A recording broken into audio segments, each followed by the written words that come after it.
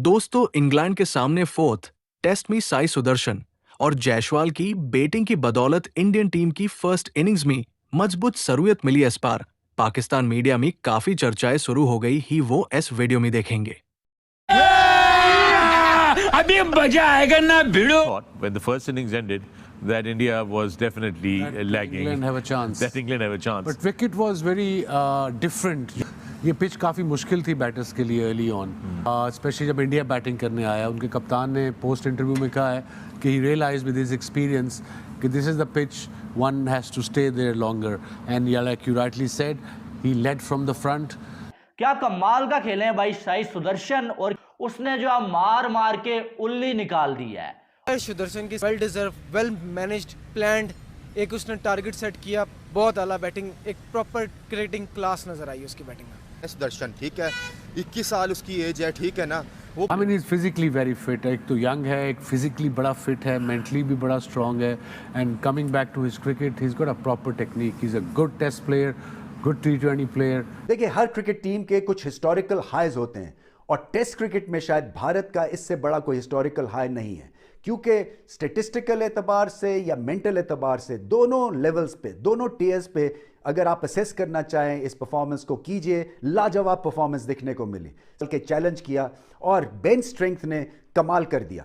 देखिए, इससे पता यही चलता है कि आपके जो सिस्टम है उसमें करंट है, उसमें रेजिलियंस है, उसमें टैलेंट है, क्योंकि जो नए प्लेयर्स खेले उन्होंने सिचुएशन को शानदार तरह से रीड किया, प्रेशर में घबराए नहीं, और यही एक क्वालिटी होती है स्ट्रॉन्ग सिस्टम की। जब यंगस्टर्स आते हैं इस लेवल के ऊपर और वो घबराते नहीं हैं, उनके आसान ख़ता नहीं होते हैं और वो परफॉर्मेंस करके दे जाते हैं और अपने से बढ़ के खड़े होते हैं, अपने से बढ़ के परफॉर्मेंसेस दे जाते हैं। डे 1 है उसका जो है इख्तिताम हो गया है। 264 रन जो इंडिया ने बोर्ड के ऊपर लगाए हैं। बड़ा कमाल किस्म का आगाज दिया जायसवाल ने, केएल राहुल ने, आगे साई सुदर्शन भी जो है बेहतर रन बनाकर गए, 61 उन्होंने भी किया। तो दाऊद साहब 264, 4 खिलाड़ी आउट, पॉजिटिव है इंडिया के लिए। नहीं, दिन तो इंडिया के नाम पे रहा है, स्पेशली ये जानते हुए कि टी से पहले भारत की जो विकेट्स गिरे हैं, जिस तरह से शुभमन गिल का भी विकेट निकल गया था, 3 खिलाड़ी आउट हो गए थे 140 पर, पोजीशन थोड़ी सी खराब हो गई थी इंडिया के लिए। लेकिन आपको क्रेडिट देना पड़ेगा, यंग खिलाड़ी है साई सुदर्शन, बड़ा क्रिटिसाइज किया जा रहा था कि भाई जो करुण नायर थे उनको सपोर्ट करना चाहिए था, उनको साथ देना चाहिए था, शुभमन गिल ज्यादती कर रहे हैं। लेकिन हम कोई बात कर रहे थे कि अगर करुण नायर नहीं कर रहे ना 3 टेस्ट मैचेस में, तो फिर आपको चांस देना चाहिए था कि आपके पास अगर साई सुदर्शन एक ऐसा खिलाड़ी है जो रन बना सकते हैं, और आपने जब उसको मौका भी दिया तो आपने सही नंबर पे उसको नहीं दिया था।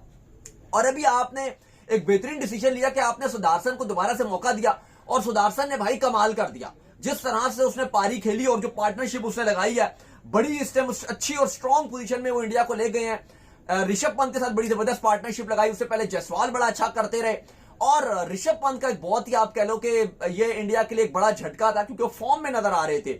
इससे पहले ऑलरेडी परसों से चल रहा था कि उनकी उंगली में चोट लगी हुई है, तो शायद विकेट कीपर कोई और इस्तेमाल किया जाए, पंत को ऐसा प्योरली बैटर रखा जाए, क्योंकि अच्छी परफॉर्मेंस तो वो दिखा रहे हैं। लेकिन बहुत ही अनफॉर्चुनेट रहा कि उनकी जो पांव है उस पर चोट लग गई। उसके बाद बग्गी में उनको बाहर लेकर जाया गया और कहा गया कि बाद में उनको हॉस्पिटल भी शिफ्ट किया गया।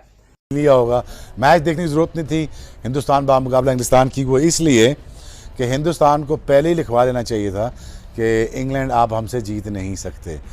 और ये आप मानना पड़ेगा, चलो दूसरे टेस्ट मैच, तीसरे टेस्ट मैच में चले विकेट अच्छा नहीं था, ये था फलां था ढमका था, लेकिन अगेन यहाँ पे इंडिया ने पंट का फेंटा, तो हिंदुस्तान ने बड़ी आसानी के साथ इंग्लैंड को दबोच लिया। और इंडिया के पास पावर हिटर नहीं है, प्रॉपर प्लेयर है। एक चीज ये याद रखिए, लेकिन पावर हिटिंग वाला लफ्ज जो है ये मुझे लगता है कि ये गलत है। जब तक आप प्रॉपर नहीं खेलेंगे ना, टाइम करना होता है। छोटी बाउंड्री आप खुद कह रही है 65 हो जाएगी बाउंड्री या 60, इतने होता है। अगर आप प्रॉपर खेलेंगी तो हो ही नहीं सकता छक्का ना लगे। इतने अच्छे बल्ले आप आ गए, विकेटें इतनी अच्छी हैं, आपने टाइम करना है अच्छी जगहों पे।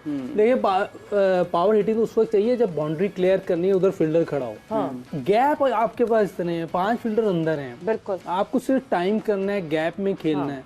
चौका और छक्का आराम से मिल जाता है। नहीं, मगर डिफरेंस इसमें पावर हिटिंग और पिंच हिटिंग में डिफरेंस। पिंच हिटर तो जो स्लॉगर होता है वो पिंच हिटिंग लेट ऑर्डर आप आए, बट पावर हिटिंग तो आप ऑब्वियसली आपकी टेक्निक आपका कंट्रोल होगा तो आप पावर हिट कर उस वक्त जब प्रॉपर हिटिंग देखिए पावर तो सब में ही है, कोई ऐसा बंदा टाइमिंग आप कह रहे हैं कि सही टाइमिंग सही हो और आप में वो करेज होनी चाहिए कि फेलियर का डर ना हो गया, मैं कहीं आउट ही ना हो जाऊं, मैं आउट ना हो, फिर आप नहीं मारते। बिल्कुल। जब आपको ये डर नहीं है ना कि यार मैं तो प्रॉपर हिट करूंगा और मैं इसको बना के खेलूंगा जी, तो इंडिया के सबसे ज्यादा छक्के इसीलिए हैं। आप मुझे बताएं रोहित शर्मा कोई पावर हिटर है?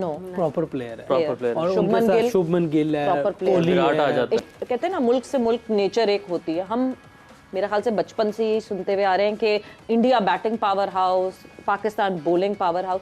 क्यों ये डिफरेंस आता क्यों है? मतलब हमें बैटर्स बहुत अच्छे मिलते हैं इंडिया से, मगर अब बॉलर्स भी अच्छे मिलना शुरू हो गए over the period of time. But ये क्यों, ये एक नेचर कैसे बन जाती है एक रीजन के हिसाब से? देखिए, एक तो क्रिकेट क्वालिटी बहुत डिफरेंट हो गई है, इसलिए कि इंडिया की 1.5 अरब की तो मेरे ख्याल में आबादी है। बिल्कुल 1.5 अरब। हम पहले यही कहते थे कि सारे बैट्समैन वहाँ से आ रहे हैं, बॉलर्स यहाँ से आते हैं। यहाँ से बॉलर भी आते थे, बैट्समैन भी आते थे, ठीक है ना। ये तो वहाँ के बॉलर ने अब थोड़ा गोश्त वोश खाना शुरू कर दिए तो थोड़े तगड़े हो गए। तो आई मीन के वो उनका जो क्रिकेट उनकी IPL ने चेंज की है, ठीक है। एक तो धोनी की कप्तानी के अंदर बहुत सारी चेंज सौरभ ने किया, सौरभ के बाद गंगोली और धोनी जिस तरीके से सीनियर्स को लेके चला, एंड देन IPL का जो उनका डोमेस्टिक क्रिकेट थी उनकी, उससे काफ़ी टैलेंट उन्होंने इन्वेस्ट सही जगह की है। उन्होंने ग्रास रूट लेवल, जो हमेशा ये बात करते रहते हैं ग्रास रूट लेवल, उन्होंने राहुल द्रविड़ जैसे प्लेयर को नीचे लेके आए, उसके हाथ में पूरी डोमेस्टिक क्रिकेट दे दी।